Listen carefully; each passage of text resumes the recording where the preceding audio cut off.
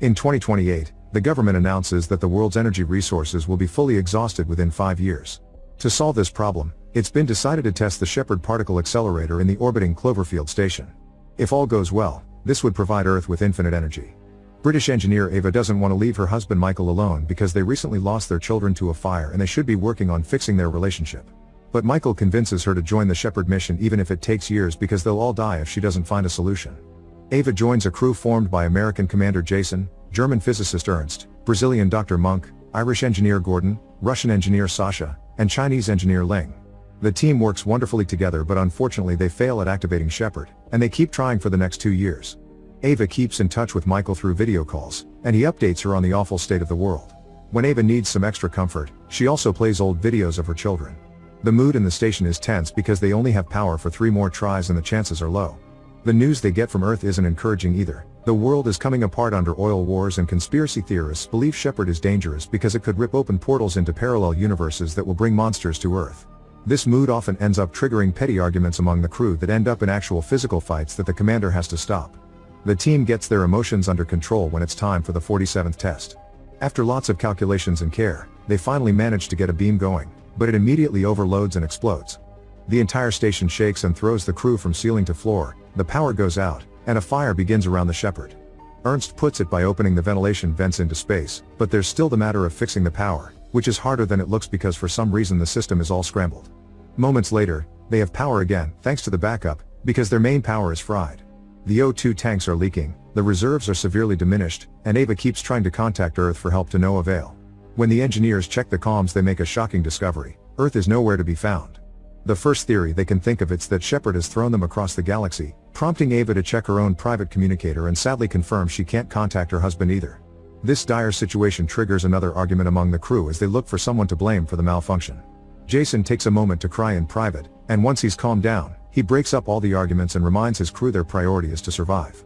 Each person is assigned a repair to work on, but when Ava and Sasha go to check on the gyroscope that aids in the station's navigation, they find it missing.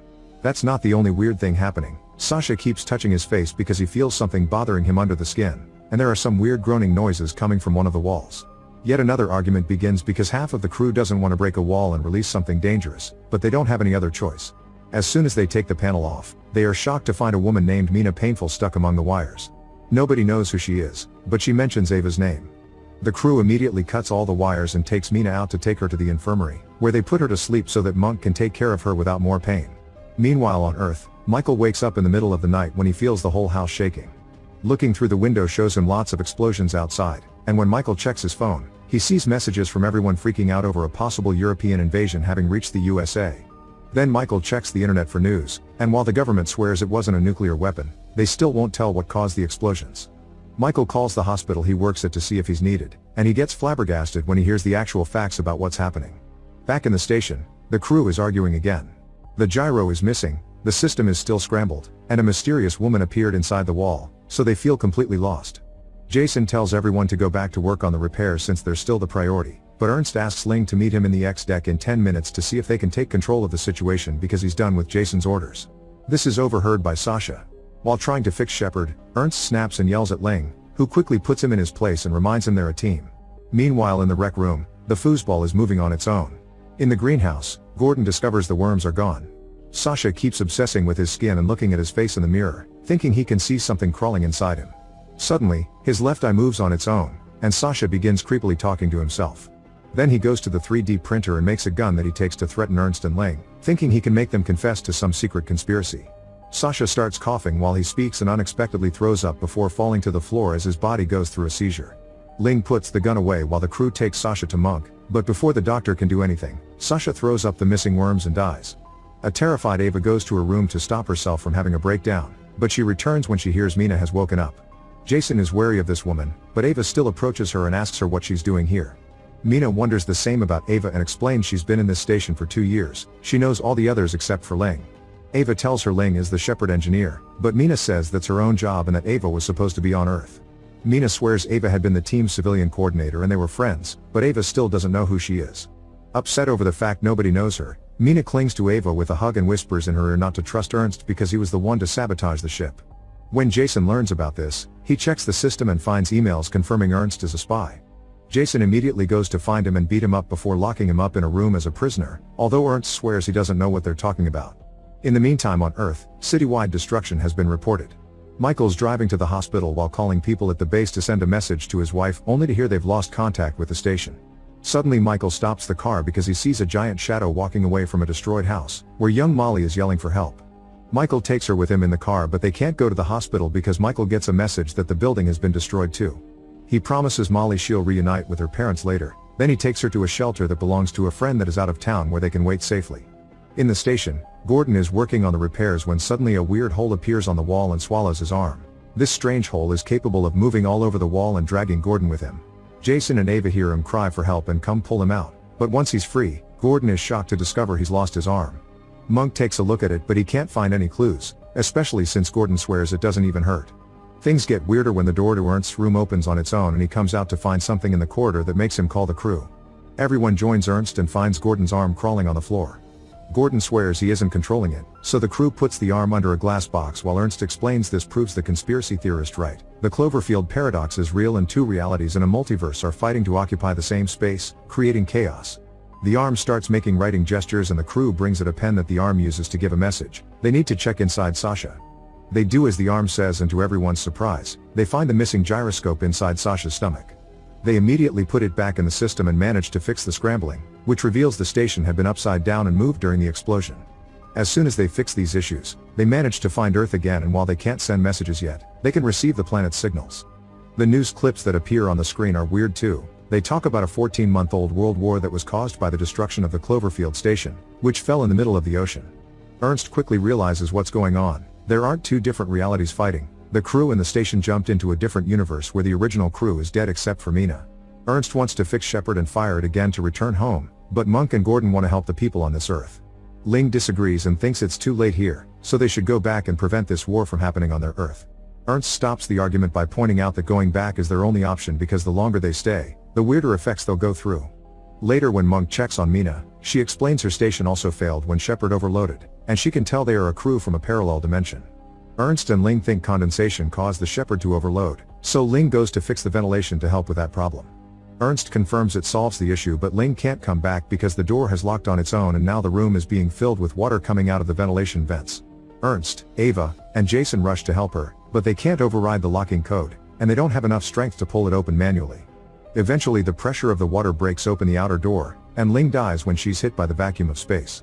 After the crew has a moment to grieve, Ernst wants to get back on the repairs because losing Ling proves being here is dangerous. They can't finish fixing Shepard without Ling though, so Ava points out Mina is the Ling of this universe, thus she should have the same knowledge. Jason continues to be wary of her, but they don't have a choice. Back on Earth, Michael's sure the paradox Ava had told him about is behind all this. He's calling a friend in the Force to see if he can locate Molly's parents when suddenly, the shelter begins shaking and a monster roar can be heard outside. In the station, Mina's finally allowed to leave the infirmary, and she accepts to help if she's given all of Ernst's research to help her Earth. Ernst protests, but Jason reminds him they'll leave this dimension and the Ernst from this world is dead, meaning he accepts the deal.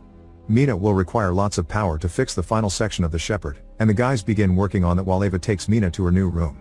Ava also takes the chance to ask why this universe is Ava stayed on Earth, so Mina plays a recording to show her that here her children are alive and she stayed with them. The guys are trying to figure out where to get the power they need to activate the Shepard again and think they could shut down the oxygen temporarily. They would get 2 hours of oxygen to fire the Shepard, and when they return to their universe, the now working Shepard should provide power to turn on the oxygen again. Ava interrupts them to ask Jason for permission to take a pod to Earth to see her kids. Jason explains this goes against protocol, not to mention Ava may end up seeing herself, but Ava explains she needs to warn her family about the fire that killed them in her world. Jason reluctantly allows her to go. The crew begins working on their plan and Gordon goes to shut down the oxygen tanks. The idea works and the Shepard begins activating, but Gordon also starts noticing weird magnetic problems around him that take his tools away. The metallic sand he had used to fix the wall also reacts and grabs Gordon, trapping him on the wall before the weird magnetic field causes the oxygen tanks to explode, causing a huge part of the Shepard to blow up. Mina informs the crew that the maintenance deck gets more unstable with every rotation, thus they need to decouple it to survive. While Ava, Jason, and Monk suit up for the mission, Ernst reminds Mina that he isn't the same guy that betrayed her, but she stays cold. The trio goes outside and approaches the maintenance ring, but they find it jammed, which means they'll have to jettison it. Monk and Ava begin making their way back to see if there's a way to do this remotely, but Jason knows it can only be done with the door closed, so he stays behind to keep it locked manually. After saying goodbye to Ava, Jason jettisons the ring, losing his life to save his crew. Meanwhile on Earth, Michael's watching old videos of Ava when he gets a message confirming Molly's parents have been contacted. This inspires Michael to record a video saying goodbye to Ava in case he's dead when she comes back. In the station, Ernst confirms they only have 43 minutes of oxygen left. Jason left Ava in charge, so she gives everyone their next chores, deciding to fire Shepard twice, first to overload it and make it send them back, the second time to make it power the station. She also announces Monk and Ernst can go back, but she'll be leaving with Mina to Earth on a pod. While Monk and Ernst work, Mina takes the chance to steal the gun and takes her to the pod to knock out Ava. Then she activates the pod to make Ava leave alone while Mina goes after the others. Fortunately, Ava wakes up quickly and sees this plan, so she must choose between staying in the pod or saving her friends.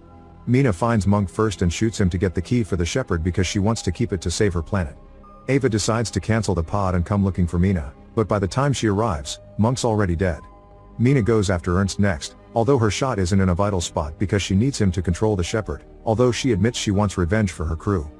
Ava arrives and tries to stop her, prompting Mina to point out that Ava can't have both Shepard and her kids. She also swears she doesn't mind killing 3 people to save 8 billion. While the women argue, Ernst picks a tool from the floor and hits Mina, giving Ava the chance to run away. Ernst and Mina fight for the gun, which is accidentally fired and knocks Ernst out. Mina goes after Ava, trying to manipulate her into coming out by playing the recordings of her children. When Mina comes close enough, Ava jumps on her and starts a fight using objects from around the room, allowing her to struggle for the gun and shoot out the window. This causes Mina to be ejected into space while Ava holds herself onto the furniture until she can crawl out of the room and close the door to be safe. Afterward, Ava takes Ernst to the infirmary and takes care of his wounds. Since it's only the 2 of them left, she can't go back to Earth, so she sends a message to herself to warn her about the fire and remind her that being with the family is the most important thing.